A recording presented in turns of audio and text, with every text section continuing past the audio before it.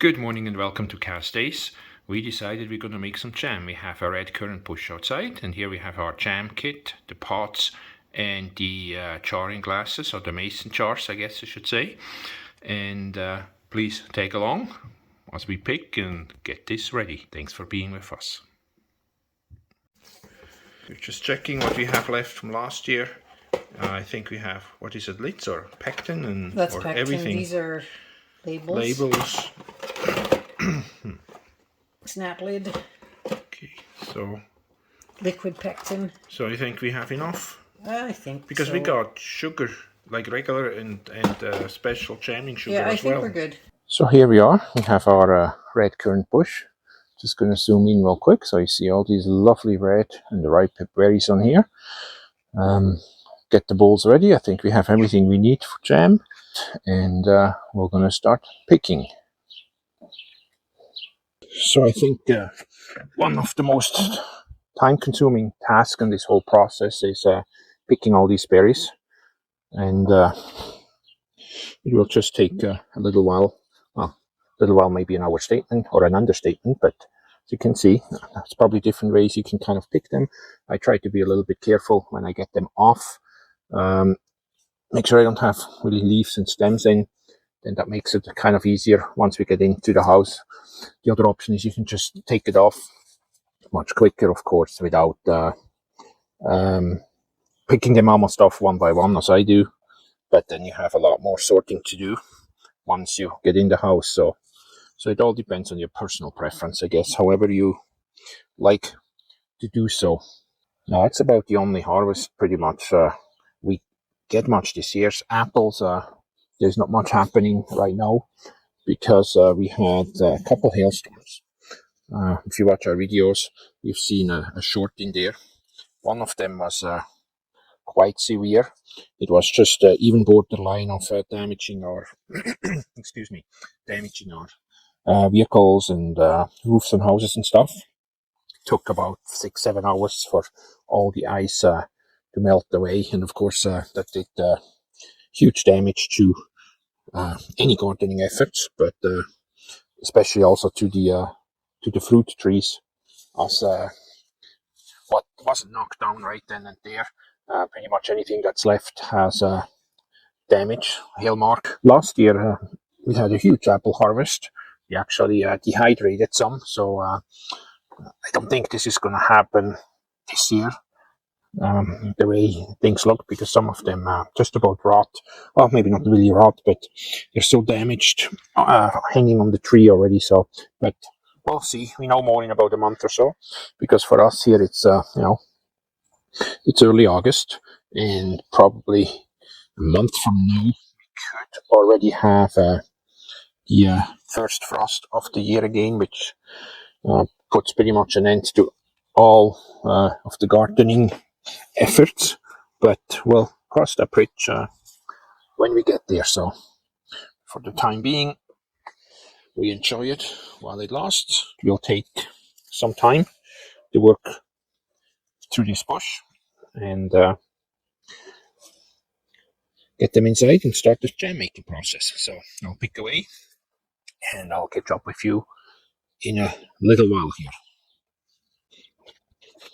We are many hours later, as you see me start picking all these red currant berries.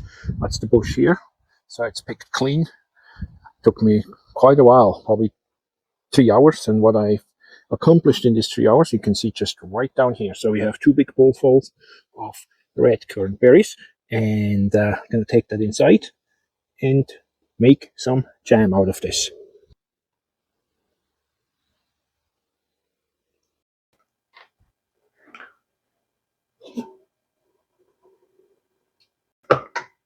First batch is in the pot. We smooshed them up a bit. That's probably not the right terminology, but broke the berries a bit. Crushed them. Crushed them. There we go. This is only the first step. Now I'm gonna drain off some of the seeds. Do we have like what is it again? Once the seeds, most of them are drained off, they'll all come back into the pot together. Now we're just gonna get the juice. So we didn't put anything in yet here. No, absolutely We're just not. cooking the berries. Okay. We're just trying to get it to the point where it's ready for juice. Okay. Right, we got a strainer here. Little cloth thing, so you just want to filter out some of the whoa, that's just a second here. I'm gonna have a red kitchen.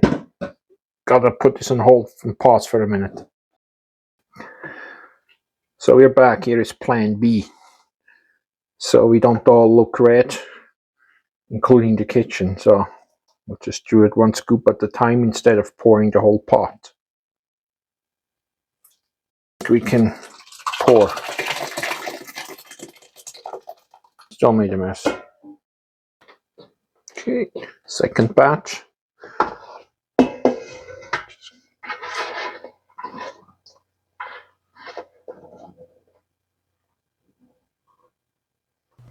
If you're still watching, thank you very much, and perhaps like, share, and subscribe.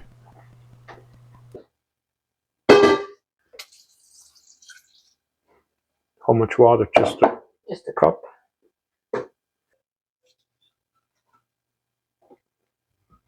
Then we are just kind of, what did you say again? The proper word is? Crush. Crush them. So our plan B with getting the seeds out worked pretty well. However, we still felt there is too much juice left behind with the seeds. So we remembered we actually have a juicer. So we took that remaining pulp, put it to the juicer, which extracted a great deal of extra juice still.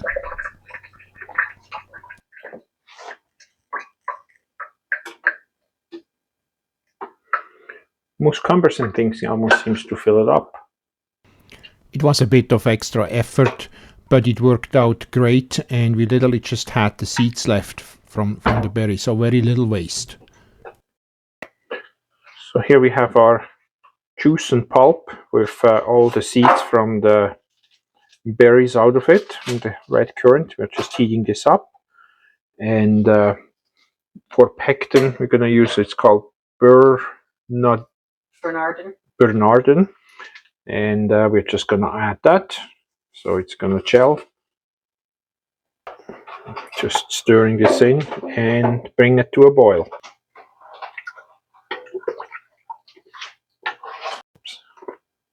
How is it coming along? Well, just added some sugar. Okay.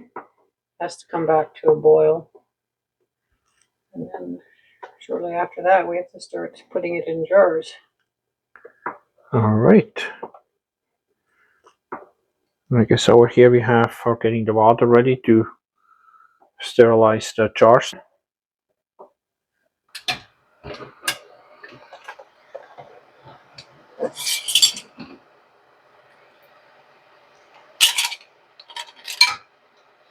So what are you doing? I just took the glass jars out, and but I need something else for this, and now I'm getting the lids out.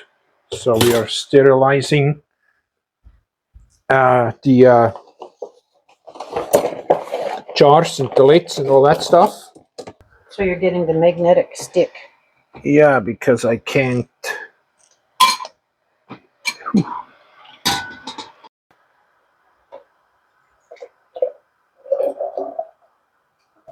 We ended up with some mic problems for some reason, but anyways, as you can see here, we started to fill the jars with the hot jam. We have a little spoon, put it in a measuring cup, and then from there we poured it into the sterilized jarring glasses, and we filled them up, I would say about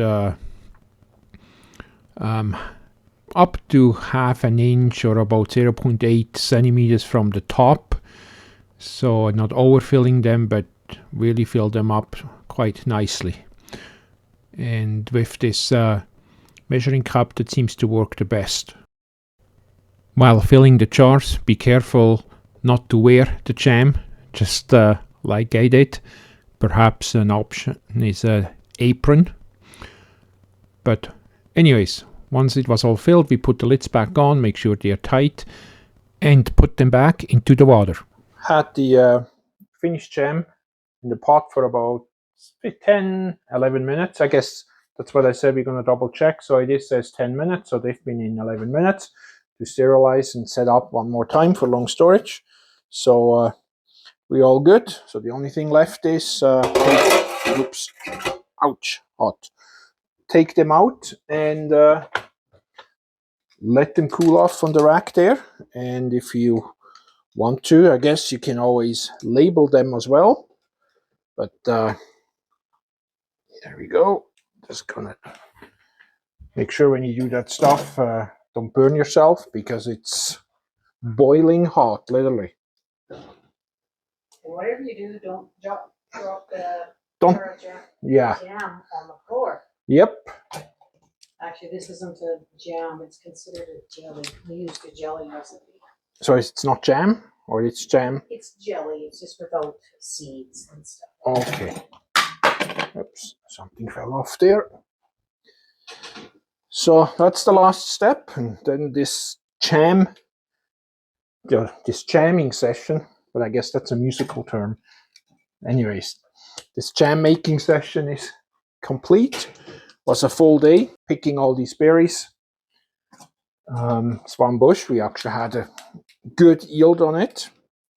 So it's just labor intensive. And this is currant, correct? These are red currants, yes. They are different kind of currants. There are red ones, as we have here. I think there are black ones, black currants. Sometimes you can even buy syrup. It will take several hours for the jam actually to cool down. And as it starts to cool down, try to not move it around too much. You will also hear the odd popping sound as it cools down. That means that the jar is actually sealing properly airtight, and so it's good for long-term storage. If you have never made jam yourself, perhaps this video encourages you to try this as well. Any questions, comments, feel free to do so, and thanks for watching.